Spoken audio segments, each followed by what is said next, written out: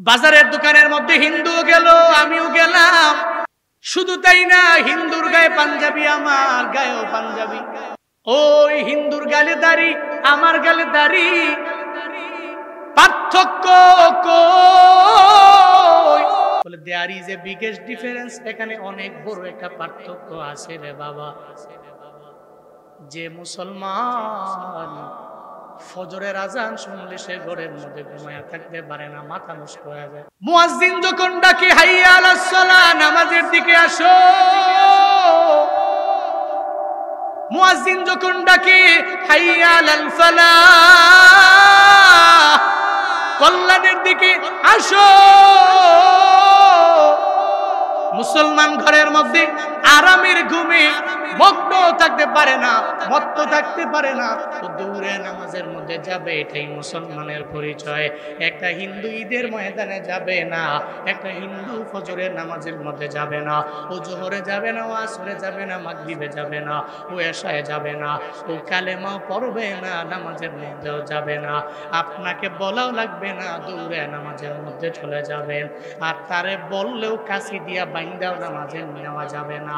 ও আল্লাহর বান্দারা, তাহলে বুঝা গেল তার মাঝে আমার মাঝে পার্থক্য হলো নামাজ। আমি নামাজ ছাড়তে পারি না, সে নামাজ ছেড়ে দিতে পারে, অসুবিধা নাই, কারণ তা তো কালিমাও না, ইমানও নাই, না পড়লে অসুবিধা নাই। আজকে থেকে নিয়ত করে নিব, একটা হিন্দুর জন্য নামাজ ফরজ না, ওয়াজিব না, সুন্নত না, কারণ সে কালেমাই পড়ে নাই, মুসলমান হয় নাই। ও নামাজ পড়লেও রবের দরবারে কবুল না। আমগো অন্তরের মধ্যে কালিমা আছে, ইমান আছে, আমগো নামাজ লাগবে কি লাগবে না? আল্লাহ পাক বলেন, লাভবান হবে 1 নম্বরে ঈমানওয়ালারা। 2 নম্বরে কারা লাভবান জানো? ঈমানের পরে নেক আমল করনেওয়ালা বান্দা বড় দামি। ঈমানের পরে আমলের লাইনে যেই বান্দা অগ্রগামী হয়ে গেল, ওই বান্দা বড় দামি। যেই বান্দা আমলের লাইনে দৌড়াইলো, দামি। 3 নম্বরে কে দামি? ওয়াতাওয়াসাউ বিল হক, একে অপরকে হকের ব্যাপারে। এই মুহাম্মদের অনুসারীরা, যে আল্লাহরে এক আল্লাহরে ডাকো, আমগো মূর্তির অভাব নাই। কতগুলা মূর্তি নিজের হাতে বানাইলাম, এক একটা জিনিসের জন্য এক একটা মূর্তির দরবারে আমরা চাইলাম। শুধু তাই না, কাবা শরীফের ভিতরে 360টা মূর্তি রাইখা এরা উলঙ্গ হয়ে হয়ে তাওয়াফ করার জন্য ব্যাকুল হয়ে যায়। আবু জাহাল কয়ে, আমগো এত মূর্তি থাকার পরেও আমরা লাভবান হতে পারলাম না, কিন্তু তোমাদের এক ইলা তোমাদের কেমনে লাভবান বানাবে, এটা বিন্দু মাত্র পরিমাণ আমার বোঝ আসে না। আল্লাহ কয়ে, জিবরাইল, আবু জাহাল বলতে পারবে না কে লাভবান কে ক্ষতিগ্রস্ত, এটা তো তার মানদণ্ডে চলবে না, এটা আমি আল্লাহ বান্দারে বানাইছি। কোন বান্দা লাভবান হয়ে যাবে, কোন বান্দা লসে আছে, এই ব্যাপারে তো আমি আল্লাহ বলবো, আবু জাহাল বলতে পারে না। এই জিবরাইল, সূরা আসর নিয়া আমার নবীর দরবারে যাও। সূরা আসর নবীরে গিয়া কইরা তোরে শোনায়া দাও, নবীরে জানায়া দাও বলার জন্য সঙ্গে সঙ্গে সূরা আসর জিবরাইল নবীর দরবারে নিয়ে আসলেন। ওয়াল আসরি ইন্নাল ইনসানা লাফি খুসরিন ইল্লাল্লাযীনা আমানু ওয়া আমিলুস সালিহাত ওয়া তাওয়াসাউ বিল হক ওয়া তাওয়াসাউ বিস সাবর। চিল্লা পড়েন আল্লাহু আকবার। আর জোরে পড়া লাগবে আল্লাহু আকবার। সূরা আসর নবীর উপর নাযিল। লাভবান কারা, কে ক্ষতিগ্রস্ত, এই ব্যাপারে তো আবু জাহাল বলার কে? বলবে তো আল্লাহ। এই জন্য আল্লাহ শুরুতেই সময়ের কসম কাটলেন, ওয়াল আসর, সময়ের কসম কাটলেন। দুনিয়াতে এত কিছু থাকার পরেও আল্লাহ সূরা আসরের সময়ের কসম কাটলেন কেন? এরা সময়ের মালিক কে? আপনি কাজ করলে তো দিনেই করবেন, আর না হয় রাতে করবেন। যে ডে ডিউটি করে ও নাইট ডিউটি করে না, যে নাইট ডিউটি করে ও ডে ডিউটি করে না, কাজ তো করে, হয়তো দিনে করবে না হয় রাতে করবে। বলেন না কি রাত দিনের মালিক কে? কথা কয় না, মালিক কে? এতে কোনো সন্দেহ আছে? বিশাল আসমানকে বানাইলেন, সূর্যকে বানালেন, চন্দ্রকে বানালেন, জমিনকে দিয়েছেন আল্লাহ, দিয়েছেন আল্লাহ, বানিয়েছেন, এটা আল্লাহর দাও। সমস্ত কিছুর মালিক যিনি, ওনার সৃষ্টি নিয়ে উনি শপথ করলে দোষের কি? উনি ওনার সময় নিয়ে শপথ করেছেন। তো এই সময় যেহেতু ওনার শপথ করেছেন উনি, দিনের পরে রাত, রাতের পরে দিন, এই যে পরিবর্তনটা, পৃথিবীর এমন কোন ব্যক্তি কি আছে যে এই পরিবর্তন সে করতে পারবে? পারবে? ডোনাল্ড ট্রাম্পের দ্বারা সম্ভব, নেতানিয়াহুর দ্বারা সম্ভব। এরা তো আমাদের ফিলিস্তিনের গাজাকে ধ্বংস করাই এদের মিশন চালু করেছে। পারলে করুক না, যে দিনকে রাত বানাবো, রাতকে দিন বানাবো, ইম্পসিবল। কারণ সর্বময় ক্ষমতার মালিককে আল্লাহ। তুলিজুল লাইলা ফিন নাহারি ওয়া তুলিজুন নাহারা ফিল লাইল। আল্লাহ পাক বলেন রাতের পরে দিনের পরিবর্তন এটা আল্লাহ করে, দিনের পরে রাতের পরিবর্তন আল্লাহ করে। দুনিয়ার কোনো মানুষের দরবারে বিন্দু মাত্র পরিমাণে এই ব্যাপারে পাওয়ার নাই, কারণ সময়ের মালিকই বলেন আমার আল্লাহ। একটু উদাহরণ দিলে বুঝবেন রে বাবা। এই যে রমজানের আগে আপনাদের এলাকায় যে এত মাহফিল হলো, হুজুরেরা বয়ান করার জন্য আসলো, আপনারাও বয়ান শোনার জন্য মাহফিলে আসলেন। আপনারা দেখলেন আমি নিজেও যে বয়ান রমজানের আগে করলাম, প্রথমত জুব্বার নিচে ভারী এক গেঞ্জি লাগাইলাম, এরপরে আবার আমি জুব্বা লাগাইলাম, এরপরে জুব্বার উপর দিয়ে আবার এটা কোটি বললাম, ওই কোটির উপরে আবার ব্লেজার লাগাইলাম, আবার এর উপরে একটা শাল আমি লাগাইলাম। এর মানে ঠান্ডার কারণে আমি কিছুই দেখতে পারি না। পঞ্চগড়ের তেঁতুলিয়া মাহফিলের মধ্যে যাওয়ার পরে ওখানে যাইয়া আমি যখন স্টেজের মধ্যে বসে বয়ান করব, আমার সামনের প্যান্ডেলের লাশ পর্যায়ে যেই মানুষগুলা বসে আছে, আমি এই মানুষগুলারে আমার নিজের চোখে ঠিক মতো দেখতে পারি না কুয়াশার কারণে। এই যে এত ঠান্ডা, এখন তো বিন্দু মাত্র পরিমাণ আর ঠান্ডা লাগে না, এখন গরম লাগে কেন? এখন তো আর জুব্বার উপর দিয়া ব্লেজারও লাগাই নাই, কুটিও লাগাই নাই, এখন আবার এটার উপর দিয়া চাদরও লাগাই নাই। এই সময়ের পরিবর্তনটা দুনিয়ার কোনো বান্দার দ্বারা সম্ভব হবে না, এটা একজন করে। চিল্লায়া বলেন তার নাম। এর পরিবর্তন কে করে? ইয়া ইলাহি মিকুনাদ শামসুল কামার, ইয়া ইলাহি মিকুনাদ শাজারু হাজার, ইয়া ইলাহি মিকুনাদ আরদু ওয়াস সামা, ইয়া ইলাহি মিকুনাদ জাওয়া হাওয়া। আল্লাহ পাক বলেন, আল্লাহ পাক বলেন সময়ের কসম। কেন সময়ের কসম আল্লাহ কাটলেন? সময় এক বড় দামি এক সম্পদের নাম। যারা সময়ের গুরুত্ব দেয় এরা আখিরাতের লাইনে যারা দেয় কামিয়াব হয়ে গেছে। যেমন হযরতে আবু বকর সময়ের গুরুত্ব দেওয়ার কারণে রবের দরবারে আবু বকরের দাম আছে না নাই? আসেনি? যেমন হযরতে ওমর সময়ের ব্যবধানে কালেমা যখন বলল না, মদিনাওয়ালা নবীর গর্দান নেওয়ার জন্য যখন রওনা, ওই সময়টার মধ্যে হযরতে ওমরের দাম রবের দরবারে নাই। হযরতে ওমর কবুল না, জান্নাতের মিনারায়ও যাইতে পারে নাই, জাহান্নামের কিনারায় ততক্ষণ পর্যন্ত হযরতে ওমর রয়ে গেলেন। এরপরে নবীর সামনে গেলেন, কালেমা পড়ে যে হযরতে ওমর মুসলমান হয়ে গেলেন। যেই ওমর কালেমা পড়ে এত দামি, ওই ওমর কালেমা পড়ার আগে ছিল জাহান্নামের কিনারায়। কালেমা পড়ে উমর উঠা গেলেন জান্নাতের মিনারায়। এত পরিমাণে দামি কেন? ওই সময়ের গুরুত্ব দেওয়ার কারণে বড় দামি হয়ে গেল। আবু বকর দামি কেন? ওই সময়ের গুরুত্ব দিয়ে দিল, এই জন্য আখিরাতের লাইনে বড় দামি। হযরতে ওমর দামি কেন? ওই সময়ের গুরুত্ব দিয়া দিল, এ কারণে দামি। আমরা দিতে পারি না। জুয়ান কালে জুয়ান গুলা কয় যৌবন কালে ইবাদত করুন না, আমার দাদার মতো বয়স হইলে আমি করব। কিন্তু মুরব্বীরা বলেন না, এই যে এখন আপনারা মুরব্বী হয়ে গেলেন, চাইলেও কি আর জুয়ান কালের সময়টা ফিরে পাওয়া সম্ভব? কথা কয় না কে? সম্ভব। যারা মুরব্বী হয়ে গেছে উনি যদি মসজিদের কিনারায় গিয়া সারা দিন রাত লাগায়া রবের দরবারে কান্দে, আল্লাহ লাইতা শাবাবা ইয়াউদ, যদি খালি জুয়ান কালটা আবার ফিরাইতো, তাহলে নামাজ রোজা পইরা টাল দিয়ে লেখা এটাই কইতো। কিন্তু বুড়ায় যদি সারা দিন রাত লাগে 24 ঘন্টা খালি কান্দে, আল্লাহ তুমি আমার জুয়ান বানাও, তোমার জুয়ান কালের সময়টা আবার ফিরে দাও। আপনারা বলেন তো ওই মুরব্বীকে আর জীবনে কোনোদিন তার যৌবন কাল থেকে ফিরে পাবে? পাবে পাবে। এরপরেও যুবক কেন বুঝে না? মুরব্বী তো হয়ে গেল, উনি চাইলে আর জোয়ান হইতে পারবে না। তো যৌবনকালের এই সময়টাকে যদি গুরুত্ব দিয়ে ওই সময়টাকে ইবাদতের মাধ্যমে কাজে লাগানো যায়, তাহলে ফায়দা কি? বুড়া হয়ে গেলে আপনি অসুস্থতার কারণে, বার্ধক্যের কারণে আপনি শুয়ে রইলেন, ইচ্ছা করছেন নামাজে যাওয়ার জন্য, পারছেন না। মদিনাওয়ালা নবী কয়, জুয়ানকালে যদি ব্যক্তিটা ইবাদতের মাধ্যমে সময় কাটায়, বৃদ্ধ হয়ে গেলে বার্ধক্যজনিত কারণে, অসুস্থতার কারণে উনি যেতে পারে না মসজিদে, উনি যেতে পারে না আমল করতে, শুয়ে রইছে, এরপরেও জুয়ানকালের ইবাদতের পাওয়ারে বৃদ্ধকালে শুয়ে রইছে, আমল নামে আল্লাহ সওয়াব দিয়ে দেন। শুধুমাত্র সম্ভব জুয়ানকালের সময়টাকে ইবাদতের মাধ্যমে যদি কাটান, তাহলে পসিবল। যদি জুয়ানকালের সময়টার ইবাদতের মাধ্যমে না কাটান, তাহলে ইম্পসিবল।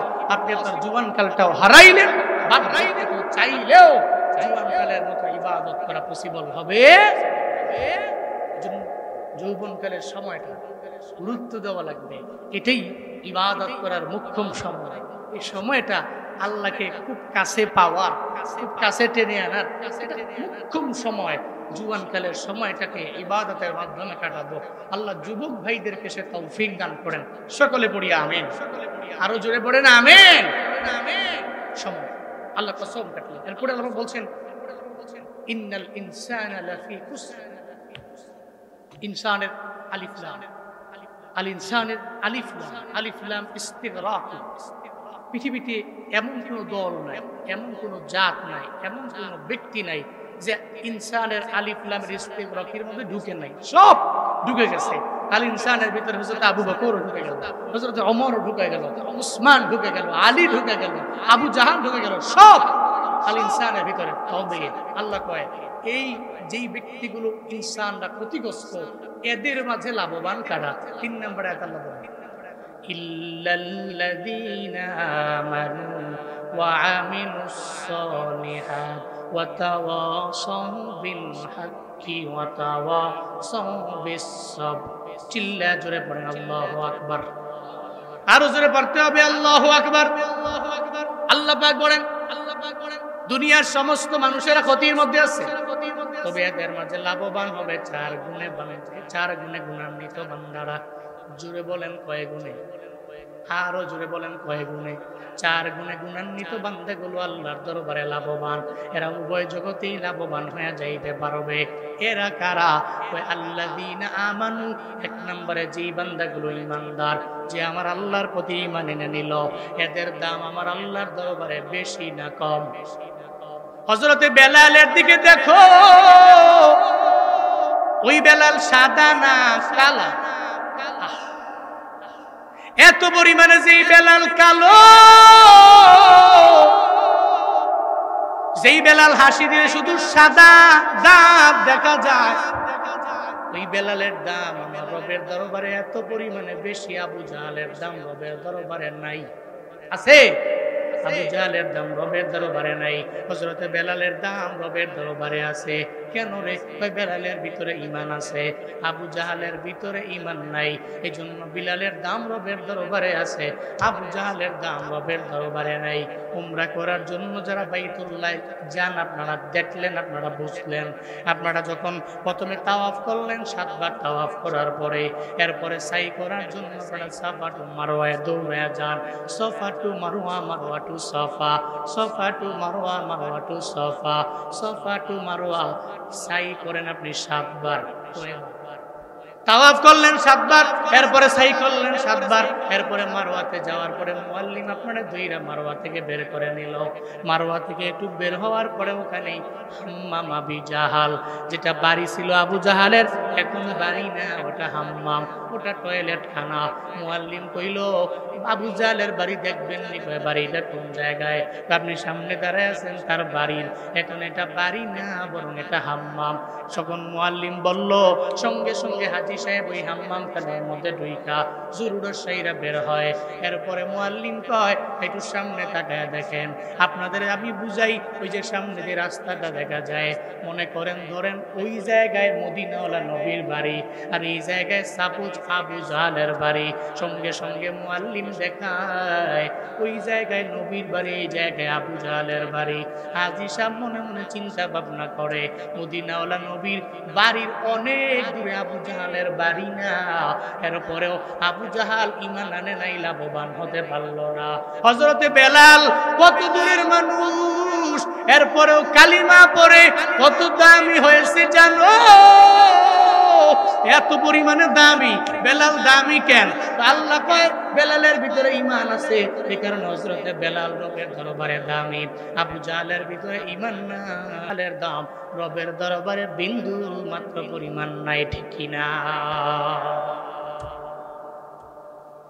তেরে লাভবান হওয়ার জন্য এক নম্বরে লাগবে ঈমান। কি লাগবে? কি লাগবে? ঈমান আনবো কেমন করে? এখন তো ঈমান আনার পরে আবার ঈমানটারে টাকার দরবারে বিক্রিও করে দিলাম। এলাকার মাতবররা এমন আছে, এমন কিছু মাতবর আমি আমার নিজের চোখে দেখছি রে বাবা। ওই মাতবর টাকার কাছে এত পরিমাণে বিক্রি হয়, গরিবের পোলার বেলায় বিন্দু মাত্র পরিমাণ ছাড়ে না, ধনীর পোলার বেলায় যত বড় অপরাধী হোক বিচার করে না, আছে না? না, গরিবের পোলায় বিচার 16 আনা, ধনীর পোলার বেলায় বিচার নাই কেন? ও মাতবর, এর মানে বোঝা গেল মনে হয় হাতটারে পেছনের মধ্যে নিয়ে সুন্দর করে মুখের মধ্যে টাকা ঢুকাইয়া দিছে, এই জন্য হকের কথা ধনীর পোলার বেলায় বলে না। তুমি রমজান এলে রাখো না রোজা, দিনকে করো আঘাত, পয়সা কড়ির নেই তো অভাব, দাও না তো যাকাত। তুমি ইমানদারির বড়াই করো, নেই তোমার ঈমান, ইমানদারির বড়াই করো, নেই তোমার ঈমান। তুমি কেমন মুসলমান? তুমি কেমন মুসলমান? কেমন মুসলমান? তুমি কেমন মুসলমান? তুমি সুদের টাকায় প্রাসাদ করো, ঘুষ ছাড়ো না, দিন দুঃখী না খেয়ে মরে খবর রাখো না। তুমি ঘুষ খেয়ে বিচার করো, সাজিয়া প্রধান, ঘুষ খেয়ে বিচার করো, সাজিয়া প্রধান। তুমি কেমন মুসলমান? তুমি কেমন মুসলমান? কেমন মুসলমান? তুমি কেমন মুসলমান? তুমি নবীর উম্মত দাবি করো, সুন্নাহ মানো না, নবীর অপমানে তোমার হৃদয় কাঁদে না। তুমি নবীর উম্মত দাবি করো, সুন্নাহ মানো না, নবীর অপমানে তোমার হৃদয় কাঁদে না। তুমি বিজাতীয় সংস্কৃতিতে সপেছো পরাণ, বিজাতীয় সংস্কৃতিতে সপেছো পরাণ। তুমি কেমন মুসলমান? তুমি কেমন মুসলমান? কেমন মুসলমান? তুমি কেমন মুসলমান? নামাজের সাথে নাই পরিচয়, মানো না কোরআন, নামাজের সাথে নাই পরিচয়, মানো না কোরআন। তুমি কেমন মুসলমান? তুমি কেমন মুসলমান? কেমন মুসলমান? তুমি কেমন মুসলমান? ঠিক কিনা? ঠিক কিনা? পরিচয় কেমন আপনার? আপনার পরিচয় তো নামাজের, আপনার পরিচয় তো রোজা, আপনার পরিচয় তো যাকাতের, আপনার পরিচয় তো সুদ মুক্ত টাকা, আপনার পরিচয় তো ঘোষ মুক্ত আর আপনার একটা পরিচয়, আপনার পরিচয় নবীর সুন্নতের উপরে আমল, এটা আপনার পরিচয়। কিন্তু পরিচয় যেটা দিয়া ওইটা যদি ভুলে যাইতে হইল কেমন? তাহলে আমি খাঁটি মুসলমান হইলাম কেমন? হইলাম কেমন? আপনার এলাকায় হিন্দু আছে? কম, বেশি না কম? অল্প, থাক, অল্প হইলে অল্প। হিন্দু, একজন হিন্দু, এরা কি বাজার করে না? কোথায় করে নাকি? উনি মুদি দোকানে মাল কেনার জন্য যায় না? উনি যে মুদি দোকানে যায়, আপনি মুসলমান, উনি ওই দোকানে ঢুকছে দেখা আপনি কি ঢুকেন নাই? ঢুকছেন না? লুকছে না। হিন্দু যে মুদি দোকানে যায়, আপনি সেই মুদি দোকানেই যান। এরপরে আপনি পাঞ্জাবি পড়েন, হিন্দুরা কি পাঞ্জাবি পড়ে না? আপনার গালে দাড়ি আছে, হিন্দুর গালে দাড়ি আছে না নাই? দেখবেন আছে। যেমন রবীন্দ্রনাথ ঠাকুর, দাড়ি বড় না ছোট? কথা কেন কেন? এই জন্য কি রবীন্দ্রনাথ মুসলমান?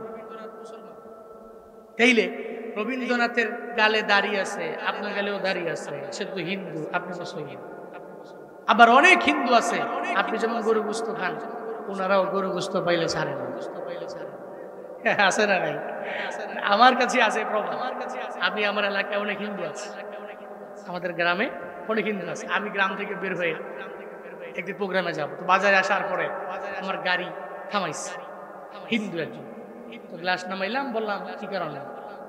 কয়ে প্রতিদিন ওয়াজে যান, আম ঘরে মাঝে মাঝে কি নেওয়া যায় না? কয়ে কি আপনি তো হিন্দু, আপনি অপবিত্র, আপনি পবিত্র হো নাকি এরপরে মাহফিলে নেন? না, সকালে স্নান করাইছি। আমি কই এই পবিত্র হেই পবিত্র না, এই পবিত্র হেই পবিত্র না। ইন্নামাল মুশরিকুনা নাজাস, মুশরিকরা অপবিত্র। আপনি কালেমা পড়তে হবে, ইসলাম কবুল করতে হবে, এরপরে আপনি পবিত্র হতে পারবেন, দেন আপনাকে আমি মাহফিলে নিয়ে যাব। আমি বললাম হঠাৎ করে এই যে আপনি আসলেন আমাকে ডাইকা হঠাৎ করে মাহফিলে যাওয়ার জন্য কেন বললেন? কি মনে কোনো আশা আছে? বলেন দেখি। সে বলল আমরা তো জানি হুজুরকে খাওয়ান ভালো। কি জানে? সারা দেশের মানুষ আর কিছু জানুক আর না জানুক, এতটুকু জানে হুজুরকে খাওয়ান ভালো। যাক আলহামদুলিল্লাহ, এরপরেও তো আমাকে শুনাম আমাকে খাওয়ান ভালো। হুজুরকে তো বদনাম বেশি। হুজুর খালি একটু যদি আলিশান জুব্বা পরে হাঁটে, একটা দেখছো দেড় দিকে মৌলবি কি সুন্দর জুব্বা পরছে, শুধু তাই না, হুজুর যদি একটু দৌড়ে যায়, দেখছো নি দাওয়াত 3টা জায়গায় সাইডে আছে, অস্থির হয়ে গেছে দাওয়াতের লিগে। একটু আস্তে আস্তে হাঁটলে দেখছো নি মোল্লা খাইয়া ফ্যাট লইয়া হাঁটতে পারে না, বিপদ, চারদিকে বিপদ। সারা দেশের মানুষ কিছু না জানলেও এটা জানে হুজুরকে খাওয়ান বালা, মোল্লার খাওয়ান বালা, এরপর আলহামদুলিল্লাহ খাওয়ান বালা। আপনারা যেহেতু কোন খাওয়ান বালা, আলহামদুলিল্লাহ আমরাও কই খাওয়ান বালা। হিন্দুরে গেলাম, ঠিক আছে খাওয়ান বালা, তুমি কি কো? আমার একটু মন চায় আমাদের লোকে মাহফিলও যায়। আমি জানি এমন কোনো মাহফিল নেই যে মাহফিলে গরু গোশত দেয় না। অনেকদিন খাই না বাড়ির, কারণ আমার মায়ও খায় না, আমার বাবাও খায় না, এরা কেউ গরু গোশত আনেও না, খাইতেও পারি না। আমি চাই আপনার সাথে মাহফিলে গিয়া গরু গোশত দিয়ে দুইটা ভাত খেতে। এর মানে বোঝা গেল হিন্দু গরু গোশত খায়, মুসলমানেরাও খায়। বাজারের দোকানের মধ্যে হিন্দু গেল, আমিও গেলাম। শুধু তাই না, হিন্দুর গায়ে পাঞ্জাবি, আমার গায়েও পাঞ্জাবি। ওই হিন্দুর গালে দাড়ি, আমার গালে দাড়ি, পার্থক্য কই? বলে there is a biggest difference. এখানে অনেক বড় একটা পার্থক্য আছে রে বাবা।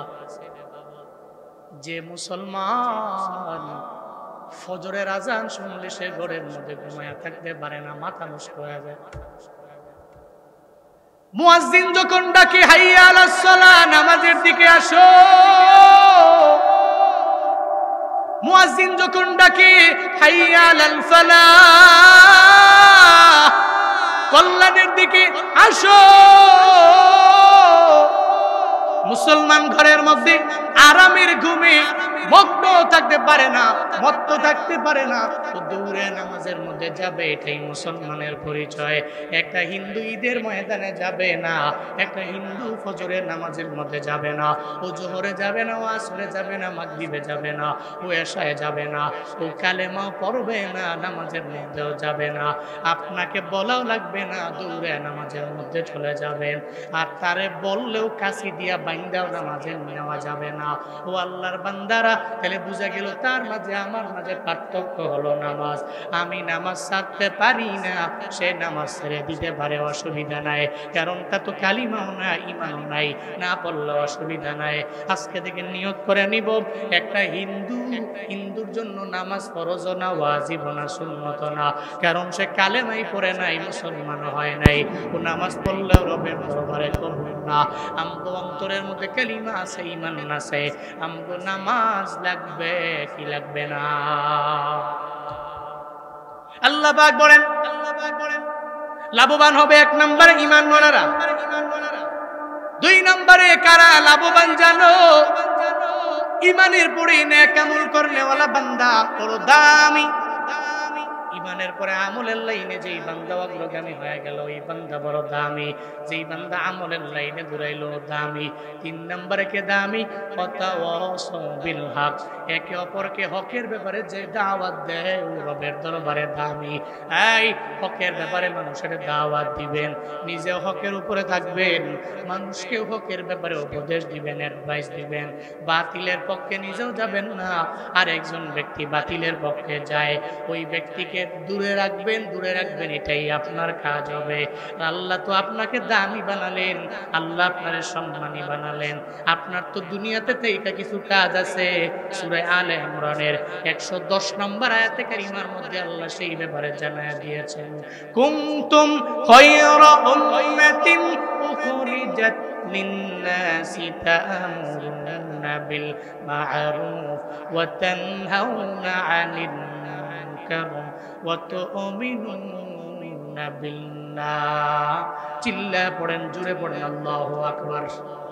আল্লাহ পাক বলেন, এই উম্মতে মুহাম্মদী বড় দামি করে দুনিয়াতে আমি প্রেরণ করলাম, তবে তোমাদের কাজ আছে মানুষের কল্যাণের জন্য আমি দুনিয়াতে তোমাদের বের করলাম রে বান্দা। কাজ আছে 3টা। 1 নম্বরে তা'মুরুনা বিল মা'রুফ, মানুষকে সৎ কাজের ব্যাপারে আদেশ দাও, ভালো কাজের মধ্যে আদেশ দাও। তাআওয়ানু আলাল বিররি ওয়াত তাকওয়া ওয়া লা তাআওয়ানু আলাল ইসমি ওয়াল উদওয়ান। আল্লাহ কয় তুমি বীর এবং তাকওয়ার কাজে সাহায্য করো, একজন আর একজনের করো। সাবধান, বীর এবং তাকওয়ার কাজ যেটা না, যেমন ইসিল মার উদওয়ান, পাপ এবং শত্রুতার কাজে একজন আর একজনের সাহায্য কইরো না। তাহলে আমরা শ্রেষ্ঠ জাতি, আমরা দামি জাতি। আমাদের কাজ হবে মানুষকে ভালো কাজের দিকে দাওয়াত দেওয়া। আমি একা একা জান্নাতি হব না, বরং সবাইকে নিয়ে জান্নাতের দিকে আমি আগায়া যাব। একা একা এই হবিগঞ্জের সদরের দিগলবাগে দুনিয়াতে সব একসাথে থাকবো এমন না, সব মানুষগুলো জান্নাতের মধ্যে একসাথে থাকা লাগবে রে বাবা। এই জন্য ফজরের নামাজে গেলে একা একা যাবেন না, আপনি যাওয়ার পথে ডাইকা যান, সবাইরে নিয়ে যান ফজরের নামাজে। আপনি জোহরের সময় সবাইরে দাওয়াত দিয়ে জোহরে যাবেন। আপনি ফজরের নামাজে উঠার পরে রাস্তা দিয়ে হাঁটার সময় সবাইরে জানায় দিবেন, এই রাস্তার ডানে বামে যারা আছো তোমরা তো মুসলমান ঘরের সন্তান, ঘরের মধ্যে ঘুমায় থাকতে পারো না, দৌড়ে নামাজের মধ্যে যাও। এটা মানুষকে বলবেন। একা একা জান্নাতি হব না, সবাইরে নিয়ে জান্নাতি হব। আল্লাহ কয় যারা হকের ব্যাপারে অ্যাডভাইস দেয় এরা দামি, এরা লাভবান হয়ে যাবে। 4 নম্বরে কারা দামি জানেননি? ওয়াতাওয়াসাউ বিস-সবর। আল্লাহ পাক জানায় দেয় 4 নম্বরে এরা দামি, যারা সবরের ব্যাপারে, ধৈর্যের ব্যাপারে একজনের একজনকে উপদেশ দেয়, এরা লাভবান। চিল্লা বলেন ঘোষণা খা। সবরের ব্যাপারে উপদেশ দেওয়া লাগবে। ফাকুরুনি আযকুরুকুম ওয়াশকুরুনি ওয়ালা তাকফুরুন ইয়া আইয়ুহাল্লাযীনা আমানু ইসতাঈনু বিস-সাবরি ওয়াস-সালাহ ইন্নাল্লাহা মা'আস সাবিরিন। চিল্লা পড়েন আল্লাহু আকবার। আল্লাহ পাক বলেন, বান্দারে ক্ষমা প্রার্থনা করো নামাজ এবং সবরের মাধ্যমে। ওই সবরের ব্যাপারে নিজেও সবির হবেন, আর মানুষকেও সবরের ব্যাপারে দাওয়াত দিয়ে দিবেন, মানুষকেও সবরের ব্যাপারে অ্যাডভাইস দিয়ে দিবেন, মানুষকে সবরের ব্যাপারে উপদেশ দিয়ে দিবেন। কিন্তু আমগো সমাজে তো এমন না। আমগো সমাজটা কেমন জানি হয়ে গেল জানেননি? আমগো সমাজের ভিতরে দেখবেন একদল লোক এমন আছে, ভাইয়ে ভাইয়ের মধ্যে দ্বন্দ্ব লাগায় আছে না নাই? আছে না নাই? 2 ভাই আরামে মিল মোহাব্বতে সুন্দর করে চলাফেরা করে, দেখবেন তৃতীয় 3rd পারসন ব্যক্তিটা আইসা 2 ভাইয়ের মধ্যে ঝগড়া লাগায়। আছে না নাই? এরকম উস্কানি দিয়া অনেক পরিবারকে ধ্বংস করে দেয়। এমন কিছু ব্যক্তি দেখবেন সমাজের মধ্যে আছে, আপনি মিল মহব্বতে চললে, আপনি ভালোবাসার সাথে চললে, আপনার পরিবারে বরকত বাড়লে, আপনার পরিবারে একটু ডেভেলপ হয়ে গেলে কিছু ব্যক্তির গায়ের মধ্যে জ্বলবে, এরপরে গিয়ে দেখবেন মারামারি লাগায় দিবে, শত্রুতা বাড়ায় দিবে। না, এটা কোশ্চেন কেন কোন ইমানদার নেক আমল করলেওয়ালা ব্যক্তির কাজ হতে পারে না। তার তো কাজ সে মানুষকে ধৈর্যের ব্যাপারে উপদেশ দিবে, হকের ব্যাপারে উপদেশ দিবে। যদি সে ইমানটাকে মজবুত করে নেক আমল করার মাধ্যমে মানুষকে হকের ব্যাপারে দাওয়াত এবং সবরের ব্যাপারে অ্যাডভাইস দিয়ে যেতে পারে, তাহলে সে লাভবান। ঘোষণা দিয়েছেন কে? আল্লাহ আমাদের সবাইকে এই 4 গুণে গুণান্বিত হয়ে সময়কে কাজে লাগিয়ে একেবারে দামি লাভবান বান্দা হওয়ার তৌফিক দান করেন। সকলে পড়ি আমিন। আজ কেন পৃথিবীটা লাগে এত সুন্দর, সে কোন রূপকার সাজালো এ চরাচর, সে কোন রূপকার সাজালো এ চরাচর। আমি একা যাব না, সবাই। আজ কেন পৃথিবীটা লাগে এত সুন্দর, সে কোন রূপকার সাজালো এ চরাচর, সে কোন রূপকার। আপনারা কোননি সেন্সা লাগি করেন না। আজ কেন পৃথিবীটা লাগে এত সুন্দর, সে কোন রূপকার চরাচর, সে কোন রূপকার সাজালো এ চরাচর। চারিদিকে নবরূপে করে ধরা জলমল, সেই রূপ দেখে হয় আখি দয় সুশীতল, আখি দয় সুশীতল, আখি দয় সুশীতল। কেটে গেছে কুৎসিত নিশীতের দ্বীপ্রহরে, সে কোন রূপকার সাজালো এ চরাচর, সে কোন রূপকার সাজালো এ চরাচর। আজ কেন পৃথিবীটা লাগে এত সুন্দর, সে কোন রূপকার সাজালো এ চরাচর, সে কোন। আজ কেন পৃথিবীটা লাগে এত সুন্দর, সে কোন রূপকার সাজালো এ চরাচর, সে কোন রূপকার সাজালো এ চরাচর।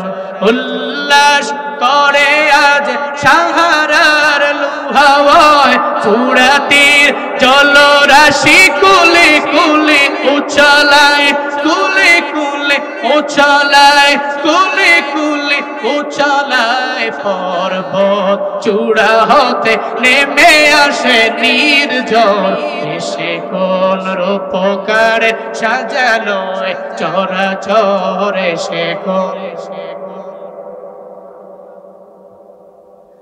আজ কেন পৃথিবীটা লাগে এত সুন্দর, সে কোন রূপকার সাজালো এ চরাচর, সে কোন রূপকার সাজালো এ চরাচর, সে কোন রূপকার সাজালো এ চরাচর, সে কোন রূপকার সাজালো এ চরাচর।